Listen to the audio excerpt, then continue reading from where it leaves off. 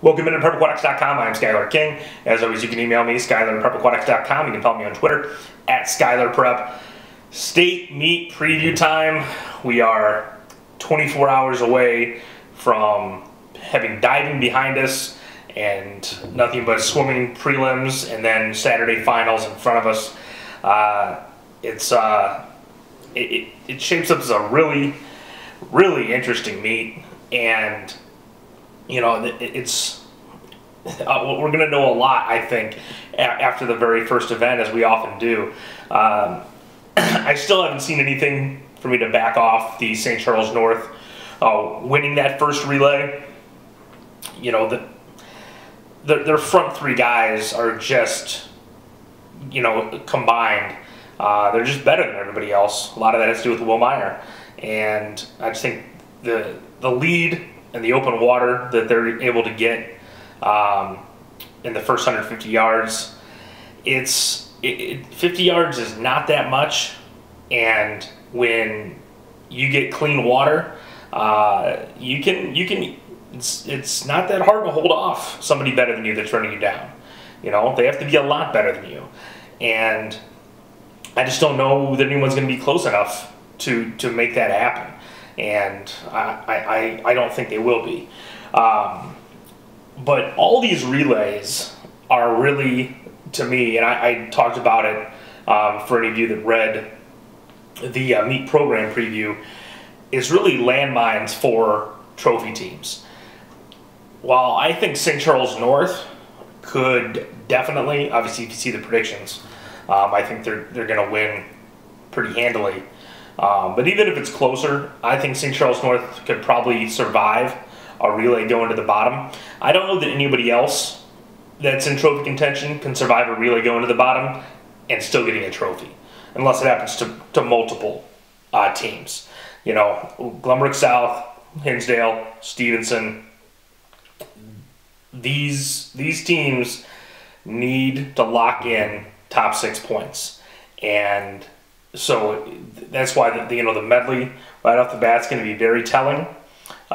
Stevenson was not impressive at sectionals, and you know that surprised me. And I talked about that, especially in the free relays, the ones where Stensby's on there. They almost didn't even qualify a 400 relay at the sectional, and so it's going to be. You know, this had to be a interesting week up in Lincolnshire, doing some soul searching about, you know, how their trophy hopes almost ended at sectionals with that 400 relay missing. Because again, you just can't not have a relay. You know, none of these teams are that loaded with guaranteed individual points that they can sacrifice a relay. And especially in Stevenson's case, one that they were counting on was Stensby on it, that at the beginning of the year, since the beginning of the year really, I thought was going to be a state championship relay. Now obviously they could have switched things up and put Stensby on the medley at state as long as he was listed as an alternate, but I mean that's you know, I think that'll be a tough test, I think, for Stevenson, swimming in a bad heat. You know, well, it didn't turn out to be a bad heat because 24 schools make the circles. But if you know, if this was if this was Evanston, they wouldn't even be in a circle seeded heat. So it's a long way to drop for those Stevenson relays at this point to be where they need to. And you know, they're definitely capable. Stensby is capable of being a lot better than he was at the sectional. But I mean, now's where the rubber really hits the road, and we figure out how bad was this injury and how bad is it still for Topher Stensby. In the 200 free, to me, not much has changed. I still like Luke Maurer. Donovan Lehman did move out of the 200, so that sort of opens up an extra spot. But Maurer, Hutchinson, Raitt, Boyle, and those four guys are the proven stars from last year. Musali has put himself firmly in that group. So you're really only looking at one spot being open due to Donovan Lehman moving to the 50. So, the 200 is still one of the more loaded top sixes in the state. And so you're still probably going to have to break 40 to get into that top six. The IM looks incredibly weak. 152 being the top seed. That's not that fast. That I didn't go back and do the research, but that's got to be nowhere near where the average top time is going back the last handful of years. And so I think this was a good spot for Alec Filipovic, the St. Charles North freshman. This should be by far the easier of his two top sixes to obtain, that between this and the 100 free. And I still like Deshpande from Waubonsie to win the IM. 152s by a couple guys just doesn't impress me. And considering all the different guys we've been through over recent years, guys like Jake Miller and Ida who broke state records, and even guys that didn't win state were going significantly faster than 52 coming in.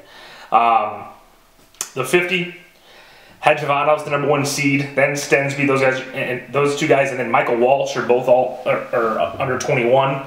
Everyone else is not. This is the big dice roll for Hinsdale Central as they try to win a seventh straight trophy. Can they get two guys into the top six of the 50? I don't. I mean, to me, this is just an unnecessary dice roll.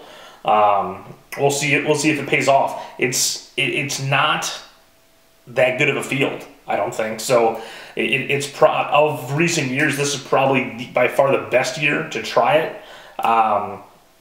And I realized Donovan Lehman probably didn't want to swim the 200 free for a fourth straight year, but I do think it would have been easier to get Lehman in the top six of the 200 and Coughlin in the top six of the 50 than to try to sneak in 33% of the top six in the 50. So I like Bryce Wyma from Lincoln Way. This is a kid that was a 20-point at sectionals last year, and is lying in the weeds at 21-2 this year. I expect him to go under, along with the two guys from Hinsdale Central and those top three guys. I think will probably be your top six.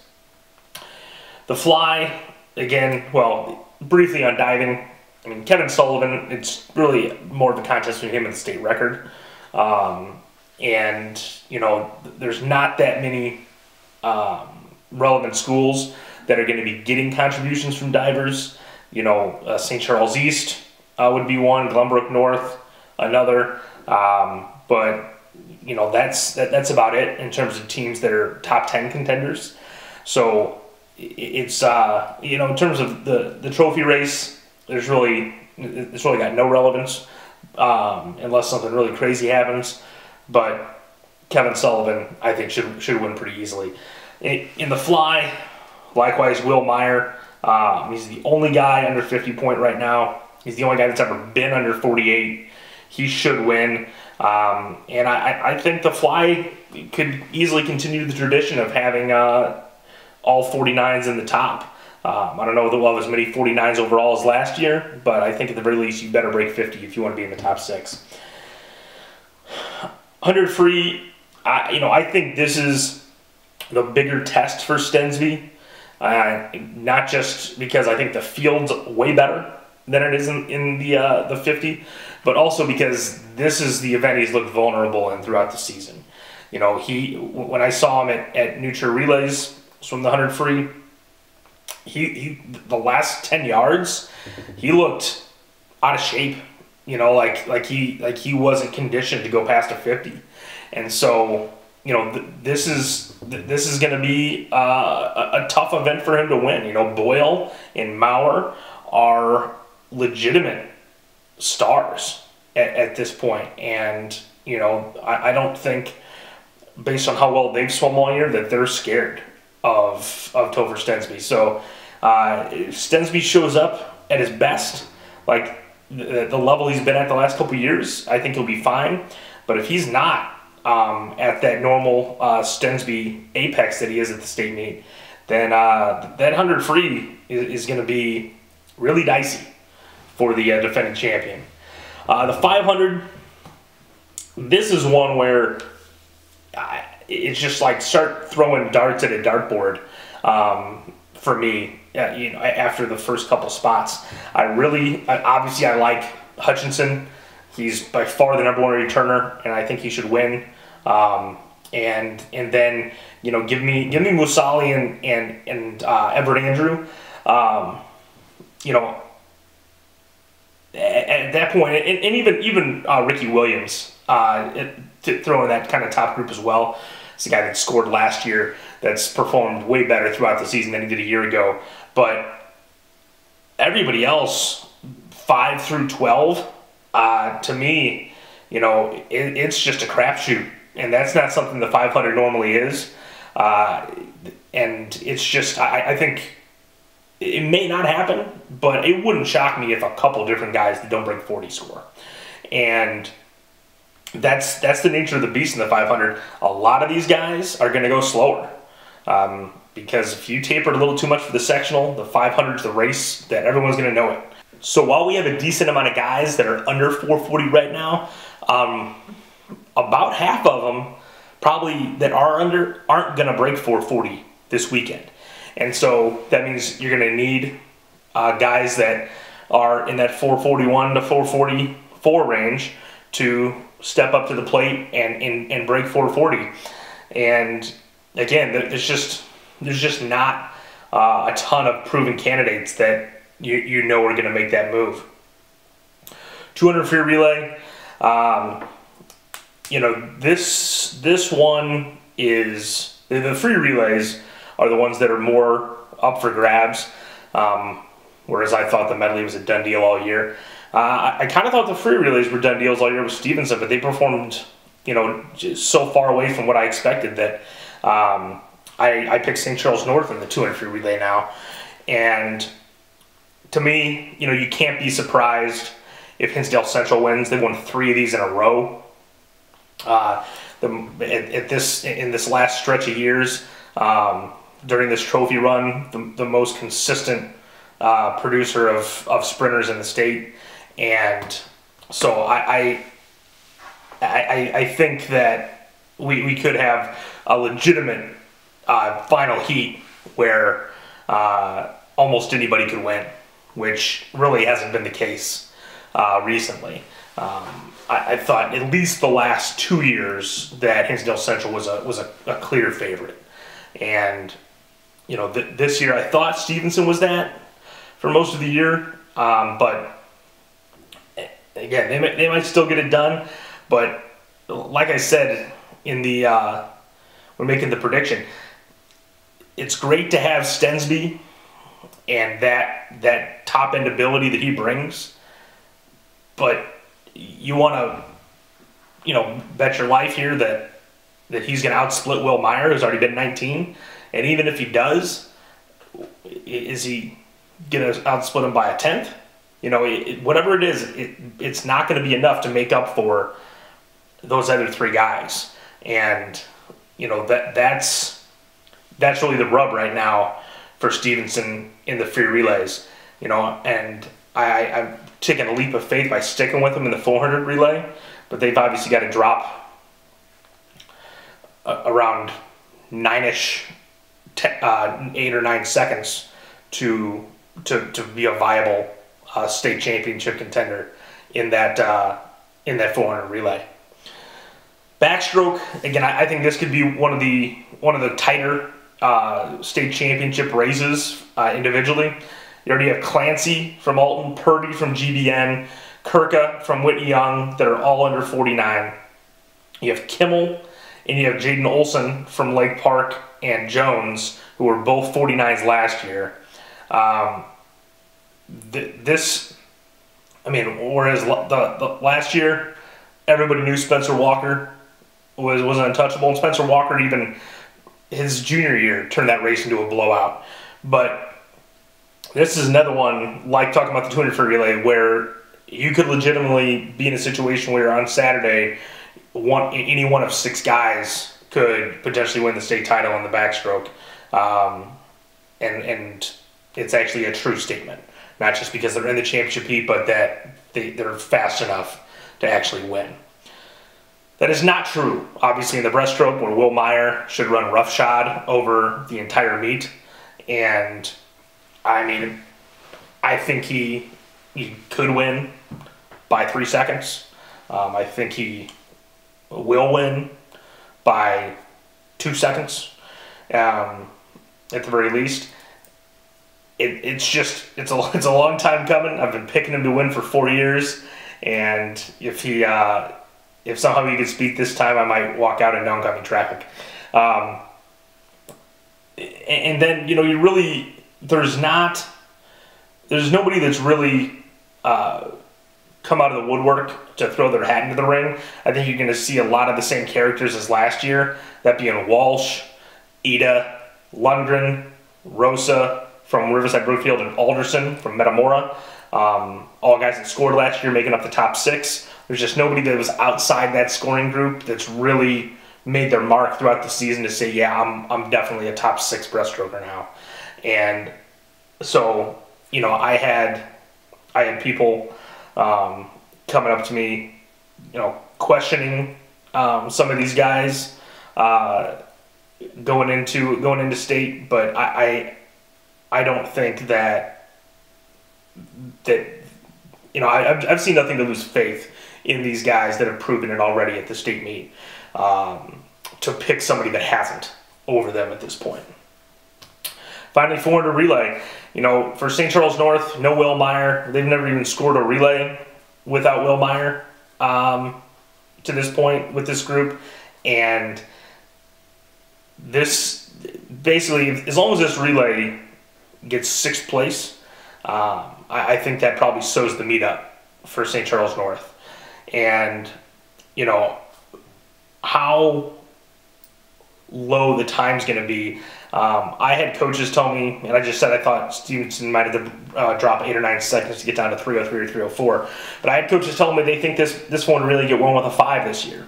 And, if that's the case, then, St. Charles North could potentially win this relay as well, coming in as the #1 seed at 307.4. So, I think that this relay is pretty wide open in terms of who could win it. Even though I picked Stevenson because they have Stensby, but don't sleep on Nequa.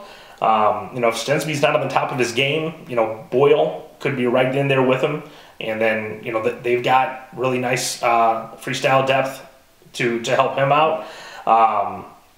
They're again another relay where there could be a couple winners, and it's not something we normally have at the state meet, where you could see a couple different teams winning a relay. Usually it's like, well, this is their relay this year, or whatever, or maybe there's 2 teams, but you rarely see a group where you're like, even 4 to me is a really big group to have as potential winners for a relay. But again, in the free relays this year, you could have 4 or 5.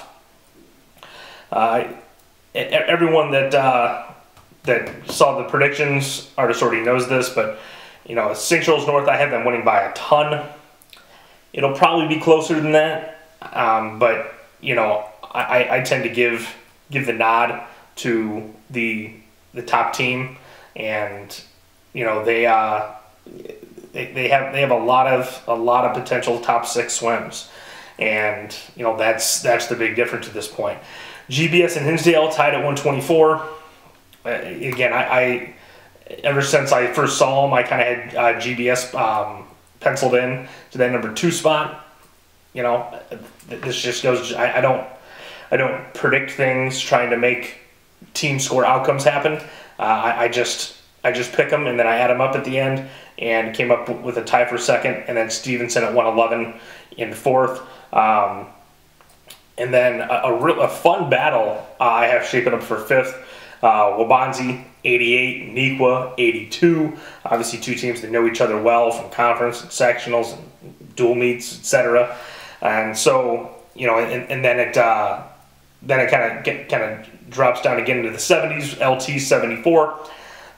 I know they're the number 2 team on seed points, but I think if LT scores 74 points and is in the top 10 at this state meet, that's an incredible achievement considering what they lost last year. And so, they were lights out at sectionals, but they're still bringing a group of guys that's mostly uninitiated at the state meet. And so, it's not a lock that they're going to be in the mix, event in and event out, like they have been in years past. Naperville Central 69. I think anybody that, and maybe I'll be wrong, but I think anybody that writes off Naperville Central, I always like to check what Evanston has for point of reference. Evanston's got Naperville Central behind teams like Metamora in their rankings, who has 1 kid and no relays. I mean, it just doesn't make any sense. I've got Naperville Central firmly in the top 10 with 69 points. And then Loyola at 60. And then 11th, Glenbrook North with 49. Again, Glenbrook North, they look good pretty good on paper, but as good as he's been this year, and I'm not saying he's not, because look at I got a double top 6. You're still looking at a bunch of guys that have never scored individually before and have never scored serious relay points before. So I'm not of the opinion that Glenbrook North can they? Yeah. I'm just not a believer that Glenbrook North's going to be top 5 in state after coming nowhere near the top 10 last year. They don't have the numbers like Glenbrook South does to do the same thing, where they've just got so many kids that should score individually that you can't keep them out. But Glenbrook North obviously is, and that's why they're 11. The one team that if they crash the party in the top 10, I won't be shocked. Obviously, Loyola has got a lot hinging on Maurer and Andrew. And Andrew has never done it before at the state meet. So, similar situations there, but again, what Maurer could potentially mean to those free relays, I think it's going to be a bigger impact than anything that Glenbrook North has on their relays.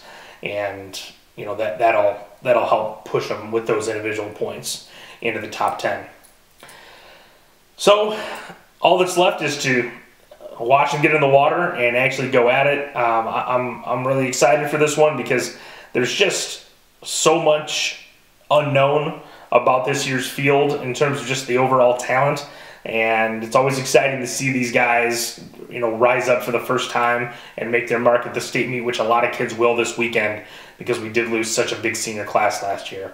As always, you can email me, SkylarPrep@aquatics.com. You can follow me on Twitter, @SkylarPrep. We'll see everybody in Winnetka this weekend. And next week, we'll be crowning a new state champion.